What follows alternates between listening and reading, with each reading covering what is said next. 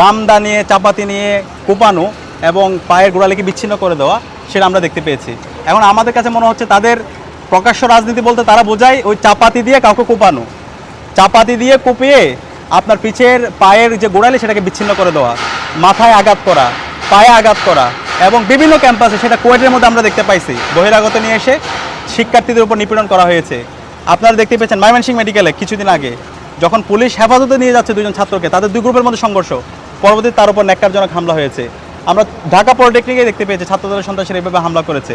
90-এর পরবর্তী যেভাবে সারা দেশে এই যে শিক্ষার্থীদের উপর হামলা মামলা, এই যে আপনার পেশী শক্তির রাজনীতি, সেই রাজনীতি এখন তারা আবার ফিরে নিয়ে আসতে চায়। তো আমি আজকে এখানে শিবিরের প্রতিনিধি হিসেবে আসি না, আমি ছাত্র সমাজের প্রতিনিধি হিসেবে আসছি, আমি ডাকসুর ভিপি হিসেবে আসছি। এই ধরনের সন্ত্রাস ক্যাম্পাসে বন্ধ করতে হবে, এটা মাননীয় প্রধানমন্ত্রী তারেক জিয়াকে নির্দেশ দিতে হবে সুস্পষ্টভাবে।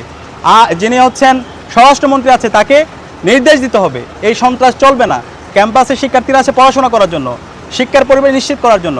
সুতরাং এই ক্যাম্পাসে আপনি প্রকাশ্য রাজনীতির নামে চাপাতি নিয়ে ঘুরবেন, রামদা নিয়ে ঘুরবেন, হকিস্টিক স্টাফ নিয়ে আপনি হামলা করবেন শিক্ষার্থীদের, এবং হামলার পরে এর ধরনের এই যে ছবি, মনে করবেন আপনি হচ্ছে হামলা করবেন, চাপাতি নিয়ে ঘুরবেন, তারপর আপনি দায় মুক্তি পেয়ে যাবেন, এটা কিন্তু হবে না।